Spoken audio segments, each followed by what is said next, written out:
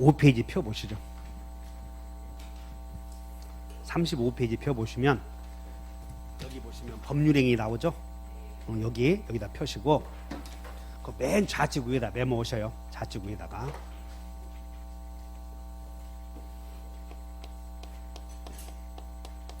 민법의 출제 내용. 아까 민법에서는 시험 범위를 가르쳐 주었고, 범위 출제 내용은 첫째 뭘 물어보냐면 머릿속에 기억해야 돼. 다시 한번 재산권의 변동 원인과 그 시기 배우는 거예요. 여기 재산권의 변동 원인과 그 시기 배운다고 이렇게. 자, 그래서 민법의 출제 내용은 재산권의 변동 원인과 그 시기, 요거 이게 물어본다고 이거. 근데 아까 재산권의 변동 원인에는 아까 권리의 변동 배웠었지 말이. 변동은 득실 변경 아니야. 그리고 원인에는 몇 가지 있었고 2개. 의사표시 있는 경우 없는 경우 2개. 그래서 원인에다가 한번 쳐보자. 동그라미 쳐놓고 5개 해줘야 돼. 첫날은. 변동 원인은 몇 가지가 있다고요? 2가지. 하나는 의사표시 있는 경우 없는 경우인데, 의사표시가 들어가는 행위를 아까 무슨 행위라고 불렀어요? 법률행위. 그래서 변동 원인은 2개 있다는 거야. 하나는 법률행위와 그 다음에 법률행위 의사표시가 안 들어가면 법률 규정에 의해서 이렇게 2가지 있다는 거죠. 그리고 법률행위 속에는 의사표시 1개만 있어도 성립되는 법률행위를 1개, 다시 단독행위. 그리고 2개의 합체에 의해서 이루어지는 법률행위를 아까 계약이라고 그러지 않았어요? 이렇게 써놓고 가자고. 법률행위의 종류에는 의사표시 1개만 있어도 성립이 되는 법률행위를 단독행위라고 하고, 그 다음에 청약과 승낙의 합치, 2개의 합체에 의해서 이루어지는 법률행위를 계약이라고 그랬지. 이렇게 이 정도만 쓰고 가는 거예요. 이게 권리의 변동 원인과 그 시기를 물어봐. 그럼 계속 앞으로 우리는 의사표시만 공부할 거라고요. 2번째는 뭘 물어보냐면, 이제 2번째는 메모예요. 재산권의 효력을 배워. 2번째는 재산권이 갖는 효력.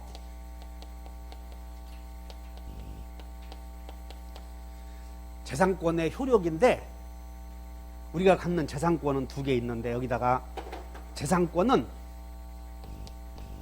상속이 된다고 안 된다고. 상속이 돼. 이게 내가 재산권자가 죽으면 그자와 일정한 가족관계에 있는 자가 그 사람의 권리 의무를 통째로 승계하는 걸 상속이라고 그래.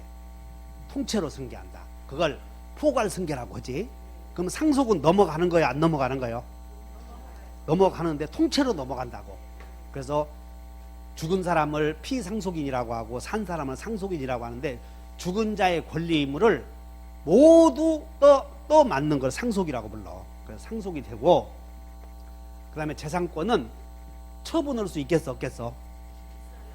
팔아먹을 수 있다고. 아까 재산권의 양도를 득실 변경을 중개한다고 하지 않았어. 그래서 공통된 점이 처분할 수 있는데, 이 처분에는 권리를 절반만 넘기는 걸 설정이라고 그래. 설정.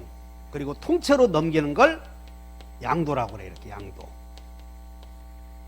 그 다음에 이 재산권은 재산권자의 채권자가 대위할 수 있어. 그냥 이렇게 대위 이렇게 써놓고 대위.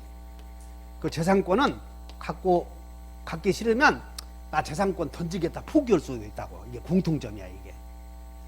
그래서 이런 것들을 배운다고. 그리고 우리 시험이 공인중개사 시험에서 나오는 민법상의 권리는 전부 양도할 수 있겠어, 없겠어? 그래, 전부 양도할 수 있어. 그러면 만약에 시험 지문이 양도할 수 있다 그러면 그냥 그거 동그라미 치고 정답하면 되는 거예요.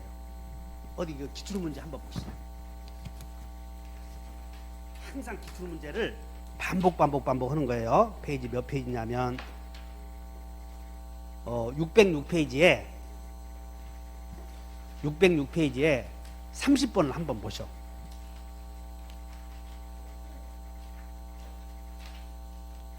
30번 봤더니 찾으셨어요? 갑은 그 소유 부동산에 관하여 을과 매매의 일방 예약, 예약 동그랗죠. 그렇죠? 예약. 여러분들 앞으로 약자가 들어가잖아요. 뒤에. 그럼 다 계약이야. 예약을 하면서 예약 완결권 네모 쳐봐. 예약 완결권. 그러면 자, 예약 완결권 권리 붙었지? 그럼 우리가 민법에서 배우는 권리가 나오면 전부 재산권이야. 됐나? 그러면 이제 3번 본다. 을이 가진 예약 완결권은 재산권이므로 특별한 사정이 없는 한 타인에게 양도할 수 있다. 맞아, 틀려? 그거 알면 정답이었어. 그런데 안 보인다니까. 시험장 가게 되면 그렇게도 많이 내가 나오면 재산권은 상처 내포할 수 있다고 가르쳐 주거든. 그렇게도 떠들어대는 이 기본을 무시해서 내가 아까 송창식의 격언을 설명해 드린 거예요. 기초는 11월 달만 기초가 아니고 나중에 시험 보러 갈 때도 기초라니까. 그게 그렇게 기초만 알고 했어도 맞히는 문제가 그냥 내가 강의할 때 그러거든. 여기는 그냥 기술을 가르쳐 주는 것이 아니. 여러분 여기 시험장에서는 시험 잘 보도록 기술을 가르쳐 주는 것이지 인격을 도양하도록 배양하도록 도덕을 가르치는 게 아니야. 그냥 기술을 가르치는 데 있어서 이상한 말을 하더라도 이해하셔야지 비웃거나 그러지 마시라고. 이런 게 기술만 배우고 가는 것이지. 도덕은 이미 완성되었잖아. 품성은 초등학교 때 그 선생님들이 그래서 다 가르쳐 드린 거니까 그때 그 생각을 잘해. 가족에는 민주주의가 개입되지 않고 가족은 오로지 희생만이 전제해야 된다. 이런 생각 해줘야 된다고. 근데 여기는 희생이 아니요. 사회에서는 이제 가족의 품을 떠나면 민주주의의 가치가 지배하잖아. 줄 서야 되고 순서대로 지켜야 되고 남에게 피해를 주지 않도록 노력을 해야 되고 이런 것들이 이제 그런 지배 이념이 가치관이 이제 개입이 되는 거지. 그래서 기초를 알게 되면 내가 그랬어. 여러분들 기초만 잘 알아도 10문제는 그냥 잡수시오 하는 문제가 10개가 있어. 진짜야. 이런 것들이 진짜 이따가 보자고. 그러니까는 재산권 나오면 양도할 수 있다 그러면 그냥 맞아, 틀려? 맞아. 그런데 다만 이제 우리 연습하다 보면 분리하여 이런 게 있느냐 이게 또 문제가 돼. 그래서 분리하여 그러면 이제 나중에 훈련 공부한다고 분리하여 양도할 수 있다 그러면 다 없다 하라고 그래. 자 이제 여러분 다 분리하여 양도할 수 뒤에는 그렇게 하라 외우면 훈련하면 될 놈은 걸 계속 또 그런 것들 훈련이 안 되니까 시험 여기서 가르치는 나하고 약속은 그냥 시험장에서 나오는 그 용어에 대한 기술이거든. 그럼 기술은 한 번 하면 기술이 습득이 되냐? 송창식 씨 7살에 이혼 아버지 그 3살에 아버지 돌아가시고 7살 때 할아버지에게 맡겨서 어머니가 나가버리고 실종된 거예요. 근데 이 송창식이가 이기라고 자고 송창식 어렸을 때 공부를 잘했나 봐. 그래서 하모니카 하나 삼촌이 사주어서 그걸 가지고 그걸 외로움을 삼아서 풀피리 불면서 인생을 보낸 거야. 이게 얻어먹으면서. 그래서 내가 어쩔 때 이런 얘기 하거든. 이명웅이랑 막 성공하려거든. 그냥 이해하라고. 이해해야 돼. 또 도덕적인 개념을 개입시키지 마라. 여기서는 자기하고 관련된 내용을 또 개입시키면 안 돼. 이런 것들이. 그래서 일단 자식들이 성공하려고 아버지가 3살에 돌아가셔야 돼. 그럼 또 그런 얘기 하면 또 자기 자신과 교육시켜서 울고 그러지 마셔. 그냥 임용 아버지도 군대에서 일찍 돌아가시다 보니까 어머니가 혼자 키웠지 않았어. 그러니까는 자식이 밖에서 온갖 수모를 당하면서 사회에서는 냉대하거나 수모를 하지 않겠지만 본인이 받아들이는 자세가 그런 감정을 느끼지 않고 그러니까는 그냥 열심히 해서 성공을 하잖아. 이렇게 대충 유학 보내고 어영부영해서 하면 그들은 성공 못해. 이런 것들은. 그럼 나는 성공한 거예요, 못한 거예요? 나는 어렸을 때 4학년 때부터 지게질 했기 때문에 어렸을 때 우리 지게질 했다고. 어렸을 때 맨 모내기 오고 말이야. 콩 줍고 지게질하고 나무 펴고 산에 가서 치켜 오고 토끼 잡고 참. 하여튼 재산권만 나오면 다 같이 상처 대포 외워야 돼. 그래서 재산권의 효력을 물어본다고. 이렇게 채권자가 대위 행사한다, 포기한다. 그럼 여기 물권을 포기하려거든. 포기했을 때, 포기하면 포기만으로 효력이 생기겠어, 등기했을 때 효력이 생기겠어? 한번 물어보자. 포기는 의사표시 들어가는 거지. 그럼 의사표시가 들어가면 의사표시 했을 때 득실 변경이 일어난다고, 등기했을 때 일어난다고. 그래, 이제 그렇게 해서 연습 보는 거예요, 저런 것들을. 그럼 양도, 여기서 양도라는 게 말이 들어가거든. 그러면 물권의 양도는 의사표시로 권리를 넘기는 행위를 양도라고 하거든. 그러면 등기했을 때요, 양도한다는 의사표시 있을 때요. 물권의 득실 변경은 등기했을 때 이렇게 기억을 해. 다시 한번, 물권의 양도는 등기했을 때, 물권의 설정은 등기했을 때. 이제 그런 거 자꾸 연습하는 거예요. 그럼 연습하다 보면 그냥 시험장 가서는 그냥 찍어버려야 되는 거예요. 이게 생각하면 생각할 여유가 없어, 그냥. 그러니까 손과 머리가 일체가 되어서 이것이 답이구나 해서 찍고 나오면 80점은 맞아 있어. 다만 11월 달부터 오셔서 시험장 가셨을 때를 전제로 하는 것이야, 이렇게. 그러니까는 나하고 여러분들과 훈련을 계속 같이 해야 되는 거지. 그 다음에 이제 세 번째는, 지금 민법의 출제 내용 중에 세 번째가 여기 나왔잖아. 재산권의 침해 시 구제 수단을 물어본다고. 재산권의, 3번 메모해요. 3번에다가 메모. 민법의 출제 내용은 3번. 재산권의 침해 시 구제 수단. 아니, 아까 거기다 쓰셔야지. 앞으로 가서 맨 앞에다.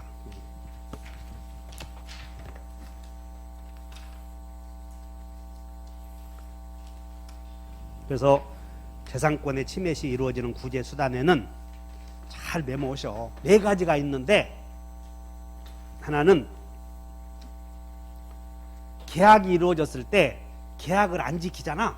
그러면 계약 지키시오 청구권이 생겨. 그래서 1번 메모하셔. 다시 여기다 메모. 1번 계약상의 청구권, 이렇게 메모하셔. 계약상의 청구권.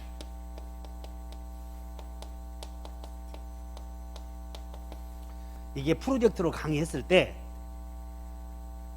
보기는 좋지만 여러분들이 프로젝트로 강의했을 때 합격할 수 있는 기간 2년 걸려. 그냥 텔레비 보는 것처럼 보기는 좋지만 머리는 안 들어간다고, 이렇게. 그래서 내가 자꾸 써보라는 거야, 이렇게. 2번 계약상의 청구권은 뭐냐면, 계약을 체결했다면 계약을 체결한 사람이 약정 지켜야 돼, 안 지켜야 돼? 그래야지. 약정 지키쇼, 이게 계약상의 청구권이야. 약정 지키쇼. 그러면 여기서 계약상의 청구권이 생기려거든 일단 계약이 성립이 돼야지. 그리고 그 계약이 유효이어야 한다는 걸 전제해. 그래서 이렇게 써놓으면 계약상의 청구권은 성립된 계약이, 일단 계약이 성립이 돼야 돼. 성립이 돼야 돼. 성립된 계약이 무효이어야 된다, 아니고 유효이어야 된다. 이거 배우려고 그래요. 성립된 계약이 무효이어야 돼, 유효이어야 돼? 유효이어야 한다. 그래야 계약상의 청구권이 생겨. 그러면 이제 우리는, 여러분들이 민법을 공부하는 이유는 당사자 간에 분쟁이 생겼을 때 분쟁을 해결하는 사람이 판사요, 재판관. 그러면 당사자 사이에 분쟁이 생기면 분쟁을 해결해 주시오라고 판사에게 소를 제기해. 그래서 소를 제기할 때에 여러분들 변호사에게 맡겼겠지만, 소 제기할 때는 맨 처음에 이렇게 청구 취지라는 게 있어. 도대체 네가 을을 상대로 청구하는 취지가 뭐냐, 그거야. 그래서 그걸 배우는 거야, 그거. 그러면 청구 취지가, 을이 계약을 체결했는데 약속 안 지켰으니 약속 지키도록 강제하도록 판결 내려주시오라고 청구 취지하는 것이야. 그러니까 계약을 체결했을 때는. 근데 갑이 을을 상대로 매매계약을 체결했을 때 을이 매매대금 약정을 안 지키자 갑이 을을 상대로 대금 지급하도록 판결 내려주시오, 내 편 내려주시오 소를 제기했는데, 판사가 보니까 계약이 성립도 안 된 거예요. 또 보니까 계약 체결했을 때 을이 술 마시고 온 거야. 계약 체결했을 때. 그러면 술 마시고 계약을 체결했다면 계약이 유효가 아니지. 그래서 그것을 판사가 전부 판결을 내리는 과정에서 분석을 한다는 것이야. 따라서 계약이 체결이 되려거든 일단 성립은 돼야 돼, 안 돼야 돼? 그래서 이때 필요한 게 요걸 성립 요건이라고 배워. 성립 요건.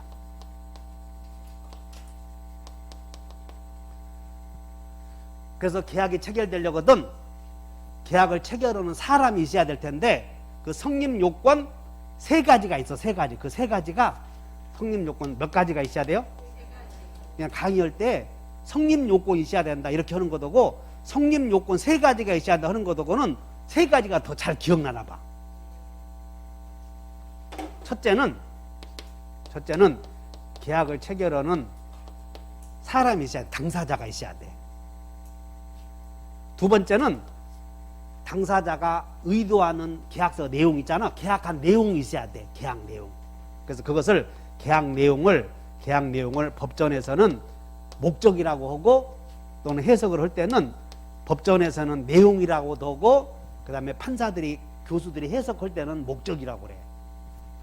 그 다음에 가장 중요한 것이 계약의 내용을 외부로 알리는 의사 표시가 있어야 된다 아시면 돼. 그래서 세 가지가 있었느냐를 보는 거예요. 동의해? 그 세 가지가 꼭 있어야 되는데 이것을 여러분들 일반 성립 요건이다 이런 표현을 쓰는 거 이따가 배워.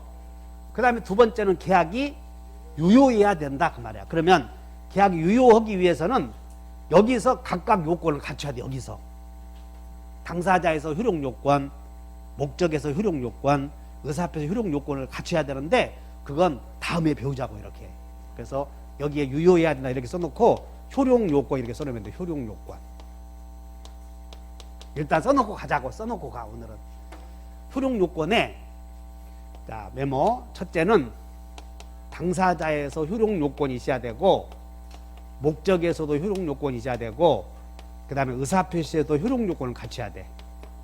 일단 써놓고 가. 그래서 첫째, 자 당사자가 매매계약을 체결할 때 갑이 내 토지를 을에게 팔아야 되겠다고 의사를 정할 때 의사를 정하는 단계에서 갑이 술 먹으면 안 돼 이렇게.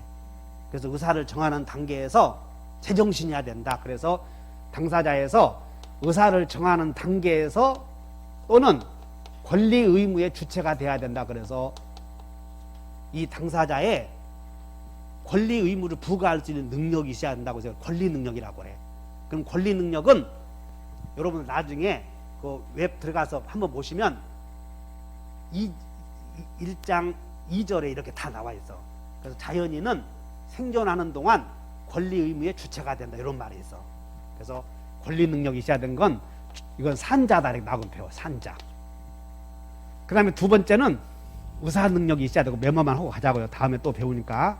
의사 능력이 있어야 돼. 분별력이 있어야 되고 세 번째는 법률 행위를 할 수 있는 능력이 있어야 된다. 그래서 행위 능력이 있어야 된다. 이렇게 세 가지 요건을 갖춰야 돼. 그래서 판사가 봤더니 계약서 쓸 때 술 마시고 했다면 계약은 유효이겠어 무효이겠어? 효력이 없는 계약이다 무효.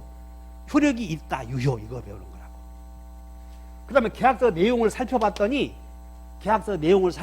법규에 반했어. 이런 것들이 사유질서에 반했다는 거야. 그래서 계약서 내용은 또 어떤 요건 갖춰야 되냐면 목적이 여기다 써놓고 가는 거예요.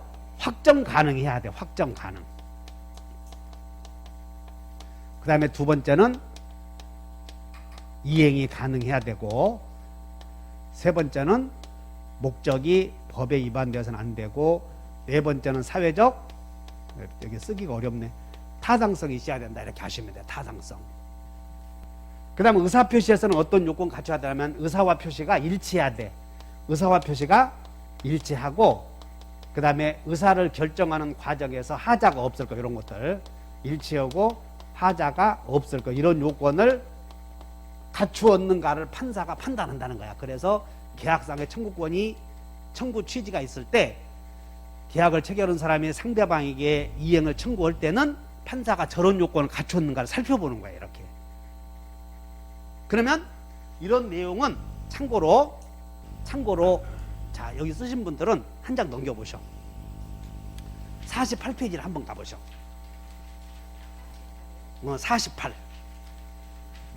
48페이지 봤더니 이번에 법률행위의 성립요건 나오나? 네모 쳐봐요. 성립요건의 네모. 맨 위에다가 성립요건. 그리고 양가로 1번 봤더니 일반적 성립요건이라고 해서 거기에 모든 법률행위가 요구되는 요건으로 당사자 형광펜, 그 다음에 목적 형광펜, 그리고 의사표시 형광펜, 세 가지가 있어야 된다. 나오나? 그래서 앞으로 계약이 성립되려거든 당사자가 있어야 되고, 계약서에 쓴 내용이 있어야 되고, 의사표시가 있었을 때 법률행위가 성립이 되었다. 이거 공부하는 거예요.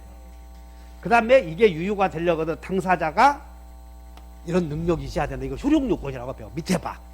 거기 2번, 3번에 1번에 법률행위의 일반적 효력요건 나오나? 거기다가 일반적 효력요건에다가 형광펜. 1번.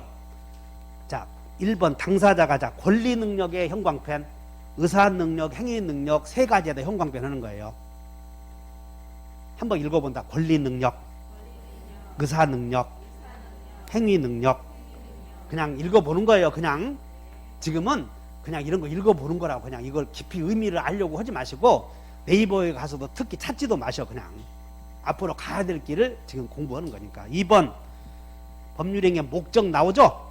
한번 읽어보다. 목적이 확정, 거기다 확정 동그라미, 가능 동그라미, 적법 동그라미, 타당 동그라미. 이렇게. 그래서 그것이 이렇게 쓰여 있지. 목적이 다 같이 확정, 가능, 적법, 타당 이런 요건을 갖춰야만 이행을 하도록 강제한다. 그런 얘기야. 다음에 또 배우니까 걱정 마셔. 그 다음에 세 번째 봤더니 한번 읽어본다. 의사표시에 있어서 거기다 동그라미 쳐. 일치. 그 다음에 하자가 없을 것 동그라미. 이런 요건을 갖췄을 때 계약상 유효가 된다. 그런 얘기야. 여기까지 설득됐죠?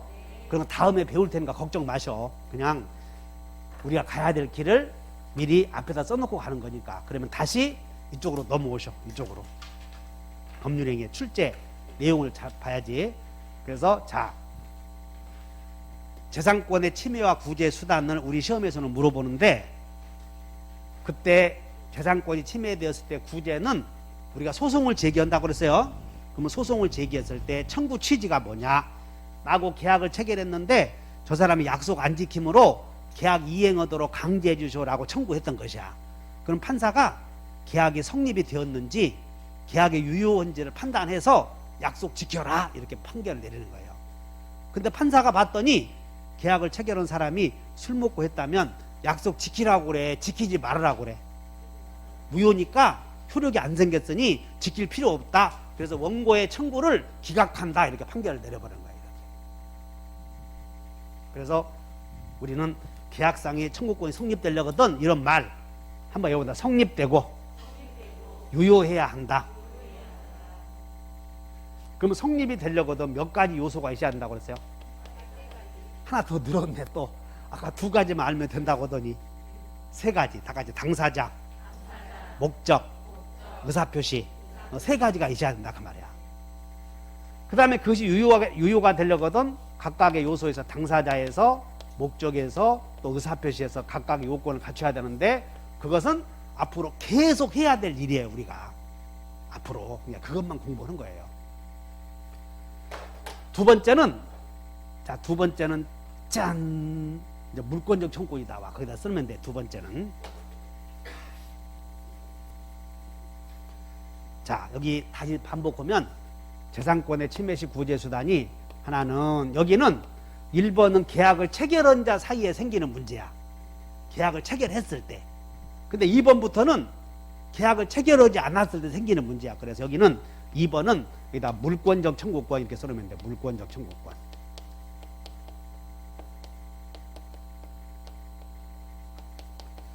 우리 공인중개사 물권법에서 제일 중요한 부분이고 시험에 가장 많이 나오는 부분이 물권적 청구권이에요. 그러면 이 말은 뭐냐면 그냥 물권자가 청구하는 것을 물권적 청구권이라고 그래. 그래서 그 물권적 청구권은 언제 생기느냐면 물권의 침해가 있으면 물권자에게 인정해 주는 권리가 물권적 청구권이에요. 이 뒤에서 또 자세하게 배울 거라고. 동의해? 그래서 재산권의 침해와 구제 수단이 하나는 계약상의 청구권은 계약법에서 자세히 배우고, 그 다음에 민법 충칙에서는 물권적 청구권을 계속 배워가. 이렇게 침해되었을 때 그냥 이렇게만 써놓고 가시고, 그 다음에 세 번째는 부당이득 반환 청구권이 생겨. 그래서 세 번째 쓴다. 여기다가 3번 부당이득 반환 청구권 이렇게.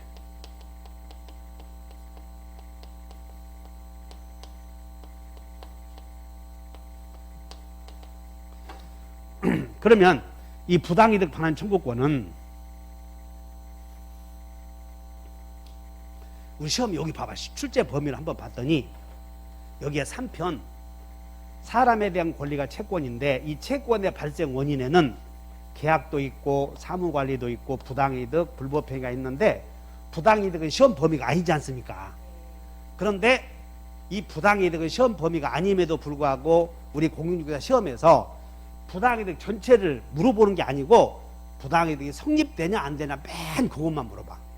그래서 시험 지문이 적어도 부당이득 생기느냐의 여부를 물어보는 게 5개 이상이 나온다고 우리 시험에. 그럼 부당이득이 뭐냐면 그냥 원인 없이 부당하게 누리는 이득을 부당이득이라고 그래. 어디 봐. 그러면 부당이득이 성립이 되면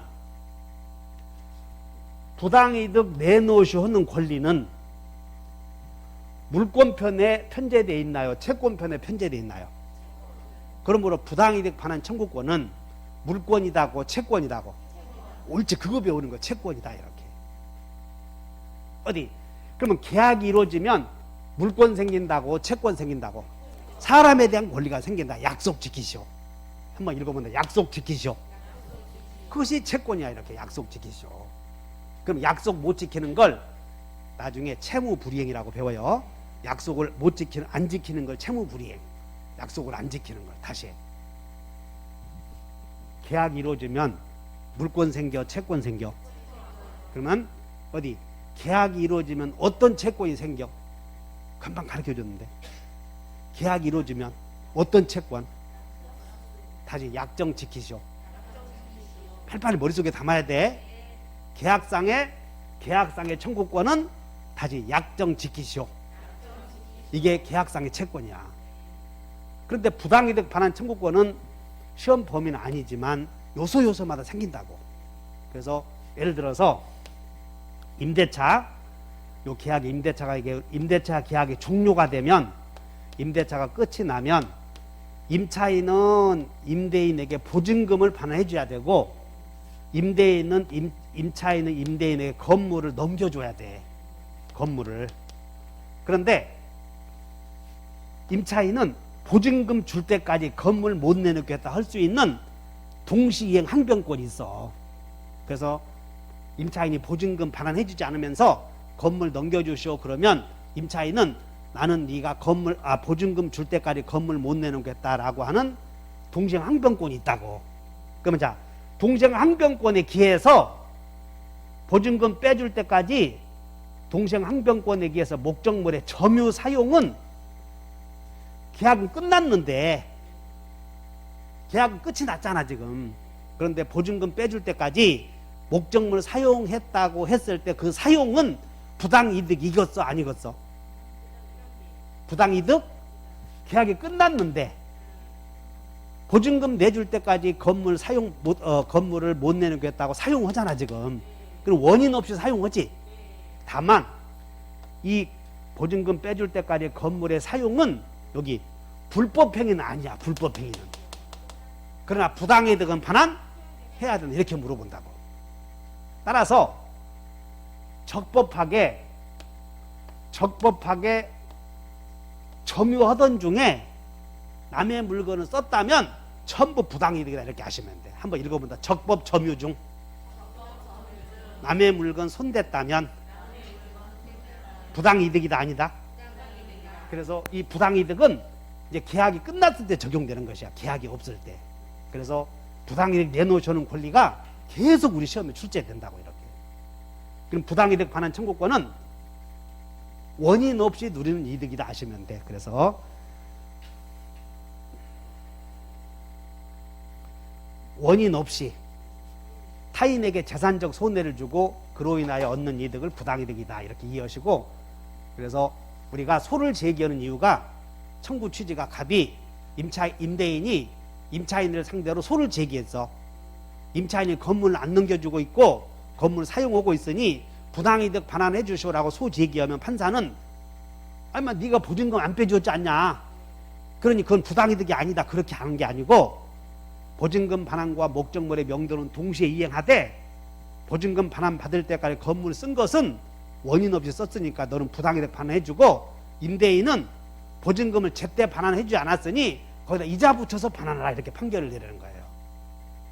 설득돼요? 그래서 제일 많이 나오는 거야 시험에. 부당이득 반환 청구권이 성립한다 이런 것들. 어디 한번 시험 문제를 한번 봐볼까?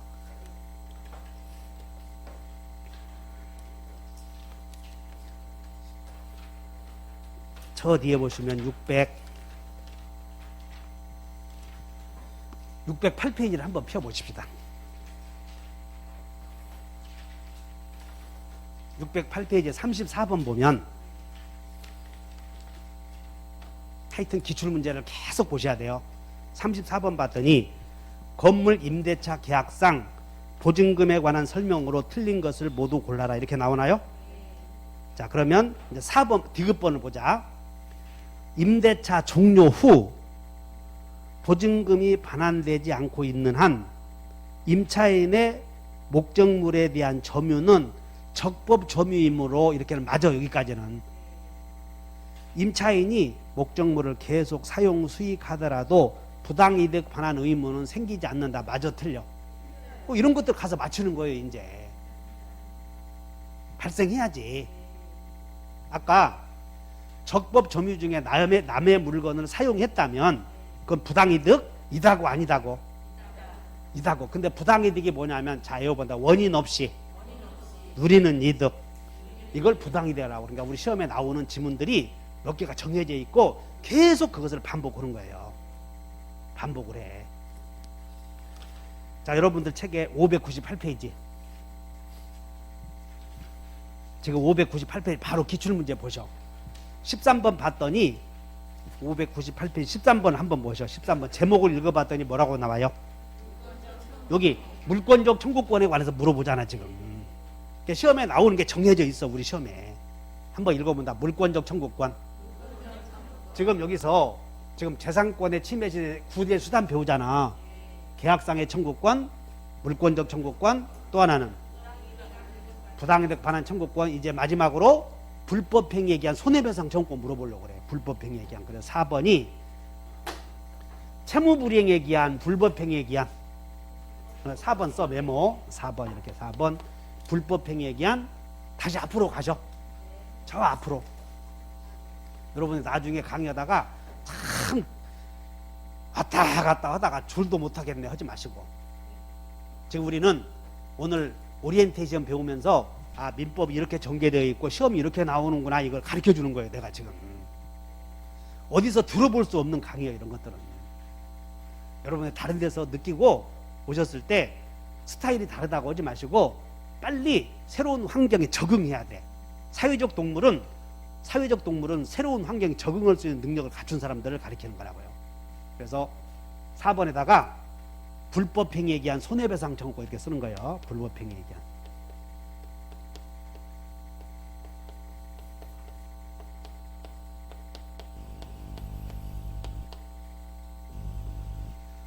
그러면 불법행위가 뭐냐면 이제 고의가 일부러 그런 뜻이야. 과실은 실수로 그런 뜻이라고. 실수로. 고의 또는 과실로 인한 법의 신의칙에 반한 행위로 타인에게 재산적 손해를 끼친 행위를 불법행위라고 그래. 그러므로 불법행위가 있으려거든 반드시 실수 있어야 돼, 없어야 돼요.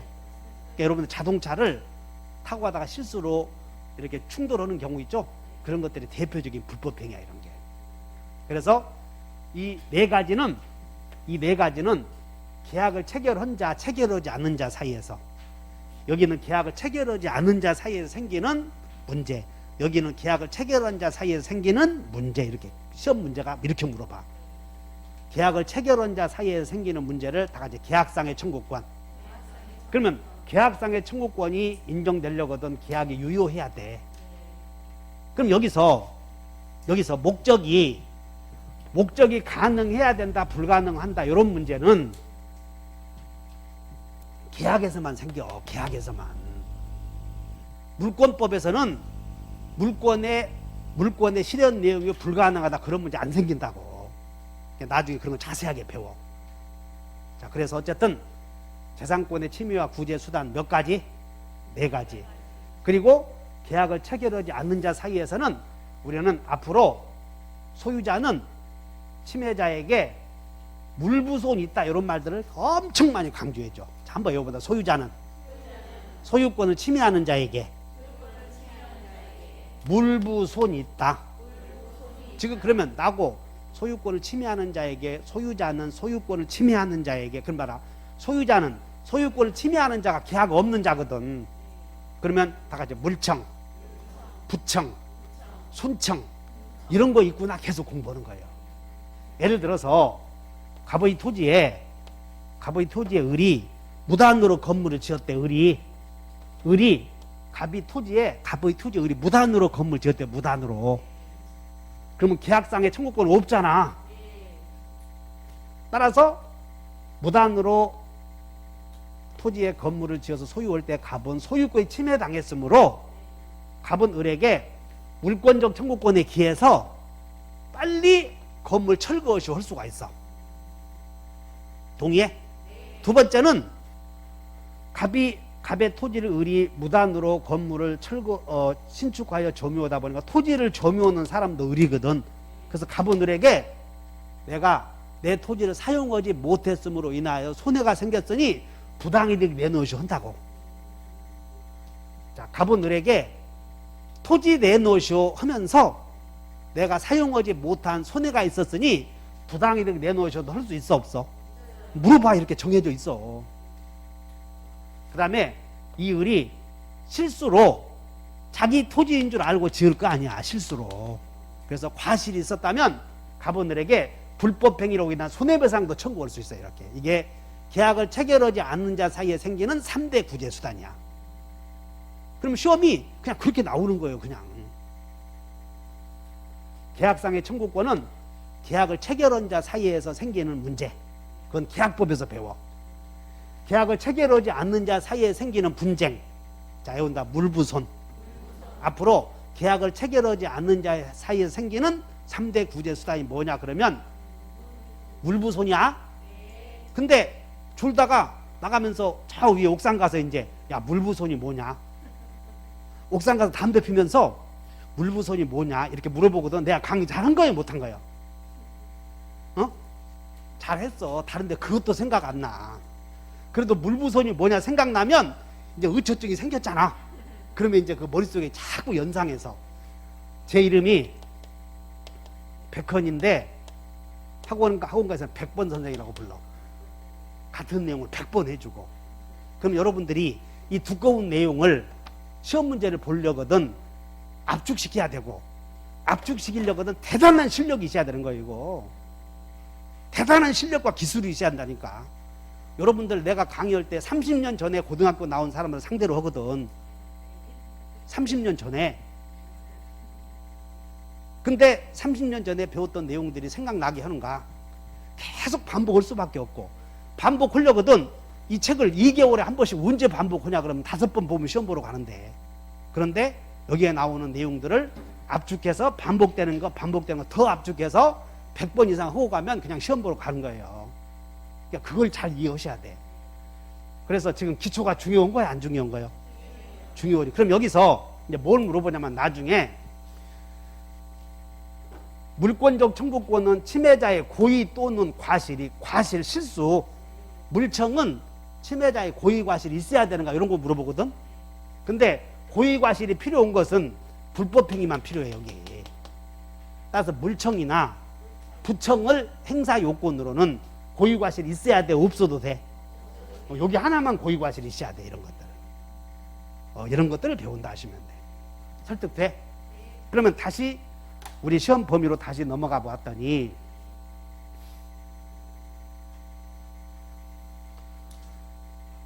되돌아가서 쭉 살펴봤더니 채권의 발생 원인이 하나, 둘, 셋, 네 가지가 있는데 이 중에 사무관리에 대해서는 시험이 전혀 안 나오고, 그리고 채권의 발생 원인 중에 계약은 9문제가 나와. 계약만 물어보는 게.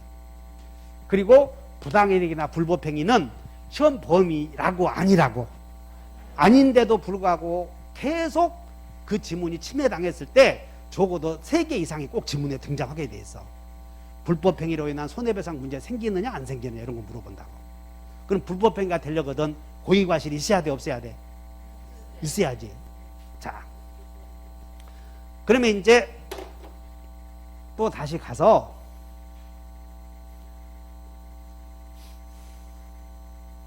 나중에 이제 또 이거 자세히 배워요. 그러면 계약상 약속을 안 지키는 것을 채무불이행이라고 불러. 계약상 약속을 안 지킨 걸 채무불이행이라고 한다고. 됐나? 자, 그럼 여기 다 됐네. 어디 보자.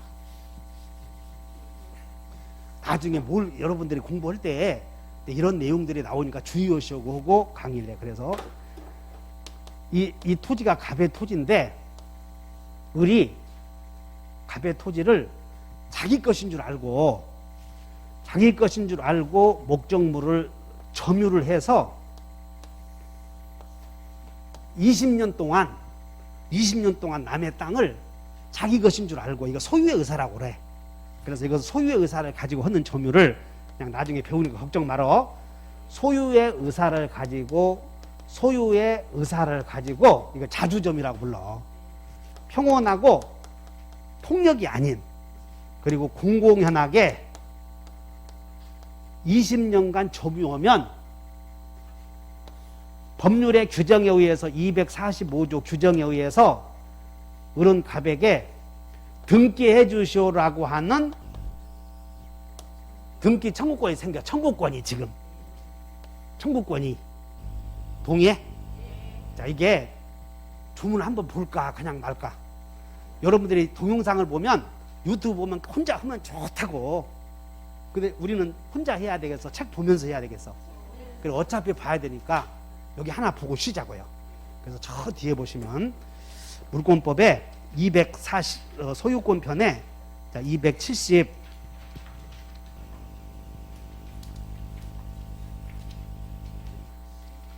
페이지를 보셔. 네, 270 페이지.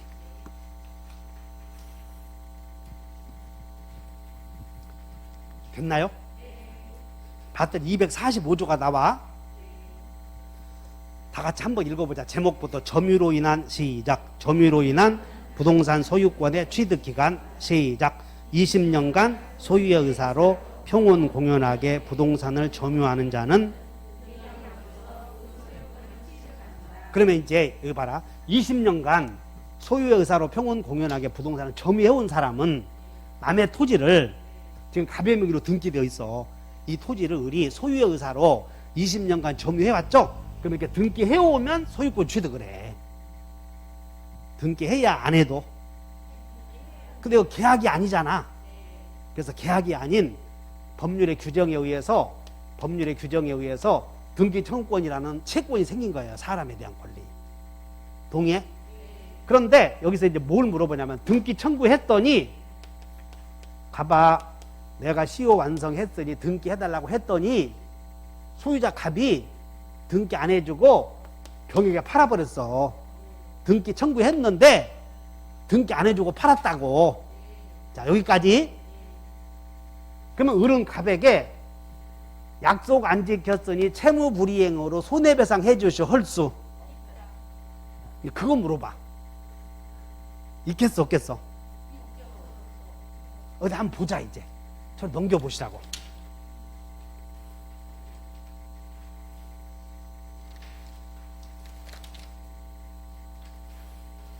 자, 274페이지로 가보자.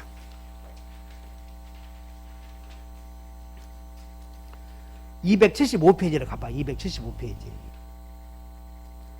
자, 시효 완성자와 시효 완성 당시의 소유 명의인과의 법률 관계에서 거기에 2번에 동그라미 2번에 니은번에 불법행위 밑줄 그셔봐. 불법행위. 그리고 디귿번 채무불이행 밑줄 그셔봐. 찾았지? 지금 그거 두 개 갖고 문제 생기는 거야 지금. 그럼 여기서 잘 보자. 을이 시효 완성했을 때 등기함으로 등기해주면 소유권을 취득하는데 우선 등기하려거든 등기해 주시라고 청구해야 될 거 아니야. 등기 청구했더니 소유자가 등기 안 해주고 병이 팔아버렸대. 동의해? 그럼 을은 갑에게 채무불이행으로 인한 손해배상을 청구하냐 아니면 불법행위로 인한 손해배상을 청구하느냐 요거야 지금 두 개가. 동의해? 그럼 채무불이행이요 불법행위겠어?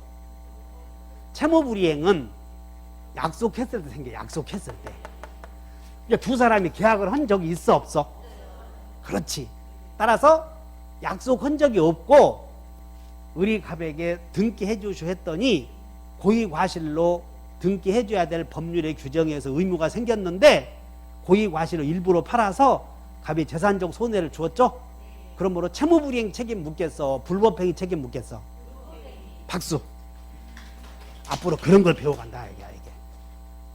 따라서 채무불이행이란 계약을 체결한 자 사이에 생기는 문제이고 계약을 체결하지 않은 사람들 사이에서는 채무불이행이라고 하는 문제는 생기지 않는다. 오케이. 이런 거 배운다고. 이런 게 민법의 기초야. 기초. 따라서 시효 완성자가 시효 완성한 사람이 시효 완성 당시에 소유자에게 등기 청구했을 때 그 등기 청구권은 계약에서 생긴 게 아니었잖아. 그냥 법률의 규정에서 생겼어. 그럼 법률의 규정에 의해서 권리가 생겼다면 약속 안 지키면 채무불이행이요 불법행위요? 이거 계약상에 체결했다면 채무불이행 문제 생기지만 계약을 체결한 적이 없으니 불법행위로 인한 손배청이 생긴다. 이렇게 해결하는 거예요. 생각나? 설득이 돼? 그럼 기존에 공부하셨던 분들은 이렇게 배웠어. 시환이는 시환소에게 점등 후불 때 있다. 이렇게 가르쳤다고. 점등 후불 때 있다. 그 다음에 가르쳐 준다고. 그래서 그걸 배울 때 오늘 배울 건 다시 불법행위, 채무불이행. 다시 채무불이행은 계약 체결했을 때 생겨? 안 해도 생겨? 계약 체결했을 때. 계약 체결하지 않은 자 사이에서는 채무불이행이 생기지 않고 법률의 규정에 의해서 생긴 채무를 이행하지 않으면 채무불이행이라고 불법행위라고. 오케이. 불법행위다 그런 얘기야. 그러니까 앞으로 그런 걸 배우는데 이런 걸 기초라고 그래. 자, 그래서 이제 출제 민법의 출제 내용까지 살펴봤고 이따가 이제 재산권의 종류 있었죠? 그럼 물권 채권을 쉬었다가 살펴보자고요.